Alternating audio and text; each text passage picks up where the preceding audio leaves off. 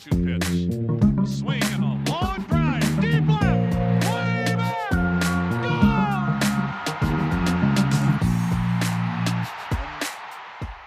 Hey everybody, welcome to another Baseball America podcast. I'm Kyle Glaser, joined by JJ Cooper, here to talk about the first 2 games of the World Series. And JJ, the Nationals are up 2-0, just like we all expected.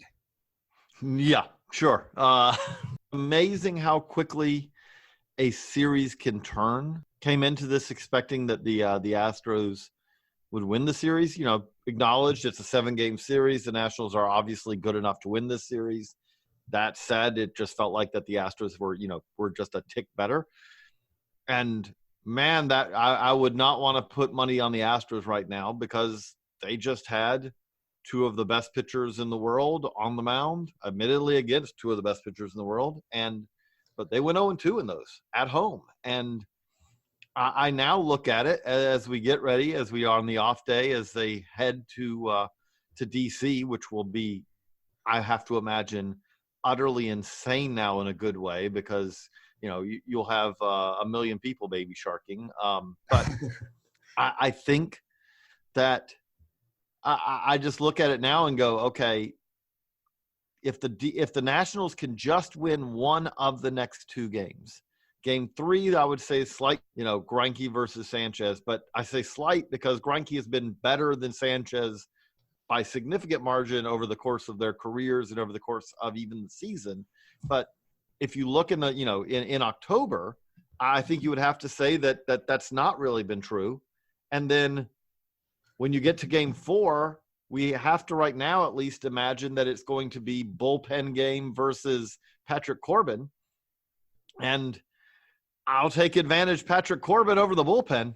I've just been so impressed, really, of both teams, but the Nationals, the Astros forced basically Scherzer and Strasburg both to grind out every inning that they pitched. And Scherzer and Strasburg were up to the challenge, both nights. But the flip side of that is the Nationals at-bats have been just as good. You're seeing guys taking 1-2 pitches that are 2 inches, 3 inches off the plate. That's a tough take. And every time that happens on either side, you're just forcing that pitcher to work a little bit harder, a little bit harder, a little bit harder. We can decry, I know that there are, people can decry what happened to the days of the starter who goes 8 or 9 in the World Series.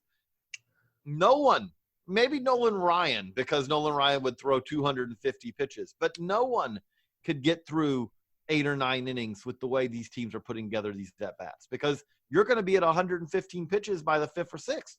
And we saw that, game 1 in particular, I think that's what stood out to me. And in some ways, as much as last night's destruction kind of takes the juice out of you a little bit, I actually thought the game 1 loss for the Astros was a little more deflating because you did everything right to get Max Scherzer out of that game. You did not chase a thing. You got him out of the game after 5 innings, made him throw 112 pitches. You did everything right to get into that Nationals bullpen, and you still lost the game. And I think that's frustrating beyond words when you feel like you executed your game plan to perfection. You did everything you were supposed to do. You jumped out to the early lead. You got their starter out of the game when it's Max Scherzer. You have your ace on the mound, and you still lose the game. And especially to, go down and then start to rally and come back. I thought Daniel Hudson's strikeout of Yordan Alvarez, that's one of those moments where you don't want to blow it up too much and say, oh, that turned the series. But just, how much that deflated the Astros and Minute Maid Park, and how it just from then on the Nationals have been cruising. That was a big strikeout in the moment, and I think it's looking like a big strikeout in terms of turning the momentum of the series One thing I think that we all missed, and when I say we, myself included, when I say, as much as I love the Nationals and what they've done this postseason, I picked the Astros in 6. And last night's destruction kind of inspired me to go back and look at this a little bit. The first 50 games of the national season really throws us all off about how good of a team this really is. And we know that from a record perspective, in that since those first 50 games, the Astros went 74-37. The Nats went 74-38 in that same span. This was a team that was a half game worse than the Astros over the final 112 games. But I dug into it a little bit deeper, and we talked so much about this Houston offense and how dangerous it is and how good it is. The Nationals over those final 112 with the Astros over those final 112, the Nationals hit 275, 353, 476 those final 112 games. They had a higher batting average than the Astros, a higher on-base percentage than the Astros, and their slugging percentage was just a tick below the Astros. And by the way, they were doing that in the National League with one less hitter. From the point after those first 50 games, again, we talk so much about the Astros offense. The Nationals offense, by almost any measure, was as good or close to as good. And I think we kind of got lost again just looking at the total season numbers. When healthy, this Nationals team has the record the Astros do, just a tick below, the offense the Astros do, and even on the pitching staff side, the Astros have the edge, but it's not as huge as you might think. Those final 112, the Astros had a 3.76 ERA, the Nats were 3.98. This is a really, really good Nationals team that I think is closer to the Astros, and it's easier to say that now in retrospect, but going back and looking at it, I think a lot of us, myself included, miss just how good they've been relative to the Astros. There have been a lot of at-bats that these Nationals hitters have done that really do stand out. But what I really do take from these first 2 games, more than anything, what I probably will take out of it is just watching how Scherzer and Strasburg worked. Last night with Strasburg, his stuff was really good. But at the same time, I felt like his changeup, which has been an absolutely devastating pitch, was a little less consistent last night. And he still managed to make it work. And he did so really about as efficiently as you can. Gave him a little more length. And, hey, credit to Dave Martinez and the Nationals coaching staff. They have figured out a way in these first 2 games to piece together a bullpen. They've been somewhat creative about it. They used Patrick Corbin, I felt like, in a very good way. I would absolutely take the trade of getting a good inning out of Corbin and say, okay, I'll move him from game 3 to game 4. That's fine. But they now, the thing that stands out with it is they managed to get through those first 2 games where, okay, they get the day off. They can again go back in game 3 a little longer to their bullpen if they need it. They can ask Doolittle, they can ask Hudson to maybe go a little deeper if they need to, because they're going to have had some rest. That's the great thing about blowing that game open last night. And the reality of it is that I can't imagine what could have gone better for the Nationals in these first 2 games than what it is. But okay, so I'm going to frame it to you, Kyle. What do you think the chances are that the Astros can come back? It's an 0-2, series right now. The Yankees are the last team to come back from that. I know that it well. I was covering the game. I'm old. I was covering the game where Leyritz hit the homer off of Wohlers and really turned that series around. And that was a very similar situation. The Braves in '96 won the first 2 games in New York, came back to Atlanta, and it was on in their home park, which was still Fulton County at the time. It was in their home park that series turned. What do you think are the Astros' chances of turning the series around in DC? I never want to count the Astros out because of just how dangerous this offense is. And I do think A.J. Hinch knows exactly which buttons to push and is a great manager. I just have a hard time seeing them, especially if they have to go bullpen game or short rest in game 4. Say they take game 3, and then it's bullpen game 4, or short rest game 4, where the Nats can potentially throw a fully rested Patrick Corbin if you consider his game 1 outing a side session, which is what they've done throughout the postseason with a lot of their starters and done it successfully. I have a hard time seeing the Astros not going down 3-1 just with the way game 3 and 4 line up. And that's at best. And from that, it's really, really, really difficult. Not impossible, but really, really, really difficult to then say, all right, I expect them to then go out and win 3 straight, knowing they'll probably be facing a fully rested Scherzer and Strasburg. So in that sense, to me, yeah, the Nationals are in a great, great spot here. And it's hard for me to pick the Astros to do it. I'd put it at 5%, maybe 10%. And again, that's not lack of belief in them. That's a belief in the Nationals, what they've done. People will frame it as getting hot the right time. They've been hot since May. I mean, I just laid it out. This has been a team that was right with the Astros and Dodgers for the best records in baseball after the first 50 games. Their offense, they beat the Astros in average and on base percentage, despite being a National League team, losing essentially an out to the pitcher every time through the lineup. I mean, it's really, really impressive. We thought this was a really good team. I mean, you can argue this is a great Nationals team, what they've done since May. And it's hard for me to pick them to blow a lead like this. And on top of that, they've been managed really well. It's been really kind of funny to me. David Martinez does do some things that are a little anti-sabermetric, and I saw some of them too, even in the Dodgers series. Called for a sac bunt at a curious time or two, gave out an intentional walk at a curious time or two, and it's kind of funny whenever he calls for a sac bunt, wherever the Nationals either attempt a bunt or successfully execute one, the never bunters on social media kind of freak out.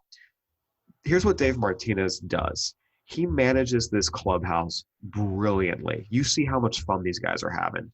He sets that tone. He oversees it. He makes sure everything runs smooth. And he has managed a pitching staff with essentially 6 effective pitchers perfectly this postseason. If you run your clubhouse smoothly and you manage your pitching staff, you can do whatever you want in terms of bunting and doing all these things that seem to drive a lot of the sabermetrics crowd crazy, because that's what's most important. If you can do those 2 things, you will likely have a winning baseball team. And I think Dave Martinez deserves a lot of credit for doing those 2 things and doing them well. Everything else is secondary. And I think when you combine how the Nationals are playing, their manager's making all the right moves in the most important aspects of the game, I have a hard time picking against them. And again, to me, it's a 5 to 10% chance for the Astros. It's possible. It's just extremely unlikely. How do you see it? I'm going to go more than that, just because, again, it's only 2 games that they're down. Let me just map out a scenario, okay? They win game 3. I think that's very plausible. Again, I would say that they have the advantage, Greinke versus Sanchez. I would say they have the advantage. Okay, so they win game 3. It's now 2-1. And I really do look at game 4 as kind of the fulcrum point of this. Agreed. If somehow they won game 4, you get some good innings from Peacock, Urquidy, they somehow, Patrick Corbin has a bad outing, whatever, the bullpen blows it for the Nats, whatever it is. Well, all of a sudden you could be staring at 2-2 again.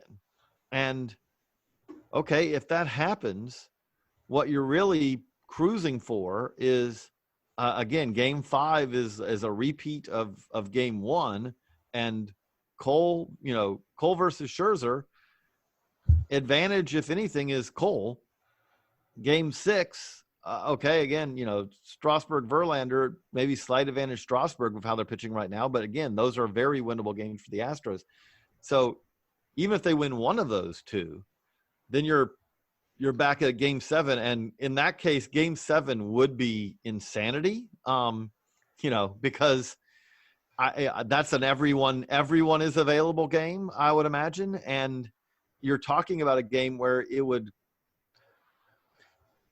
would it be Corbin coming back on short rest? Would it be, I would assume it'd be Greinke starting. But again, I think that anyone could pitch in that game. I think you could be seeing guys on basically, on no rest coming back. It's not insane to think anything could happen there. So I would put it 20-25% is, I guess, the range I would put it. Just because, again, also the other thing with this is that we have had Juan Soto take over a game. We have had, I wouldn't say anyone took over that game. I know Adam Eaton, I think, went 4 for 4 last night, but no one took over that game for the Nats. But they had some fortuitous bounces and also some really bad defense by one of the better defensive third basemen in baseball, Bregman, last night.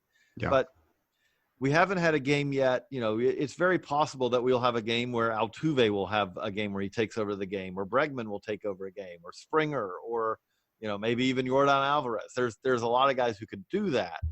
And as good as this looks, if you're a Nationals fans right now, it could turn very quickly. If the Astros win Game 3, all of a sudden Game 4 feels pretty nerve-wracking for both teams, because that will feel like a almost must-win for the Nats, because you have Corbin versus the bullpen game. Yeah, and that was, I talked about that before the series. I thought that Game 4 would be huge, just because you were going to get a traditional starter versus likely a bullpen game, or if the Astros get desperate and decide to go a short rest, Garrett Cole. I mean, there's a couple ways they can go, but I think either way, it ends up favoring the Nationals. And it's funny, you mentioned Adam Eaton. He only went 2 for 4 last night. It just felt like 4 for 4 in the 7th and 8th inning alone. I mean, it was really impressive. And we talk about this Nationals offense. Go down the line last night. Eaton 2 for 4, Kendrick 2 for 4, Cabrera 2 for 4, Zimmerman 2 for 4, Suzuki 2 for 4. I mean, top of the lineup, bottom of the lineup, everyone was contributing. Everyone was doing good things. Even Victor Robles, who was the only starter to go hitless last night, still managed to get on base twice, scored a pair of runs. Like, everyone's doing something. Where Altuve went 3 for 5 last night. Bregman got out of his slump with that huge first inning home run. Michael Brantley went 2 for 4. I mean, the Astros had good things happen early, at least. Again, they made Strasburg work a little bit. I mean, Strasburg threw 114 pitches to get through 6 innings. I mean, I think if you're the Astros, like you said, you have some uncharacteristic things happening, and it's frustrating because, again, okay, how do we make Scherzer and Strasburg work? How do we get to that bullpen early? And they've done that better than a lot of other teams have done this postseason, and they still find themselves down 2-0, and that's dispiriting a little bit. So we'll see, but the Nationals surely in a great place. JJ,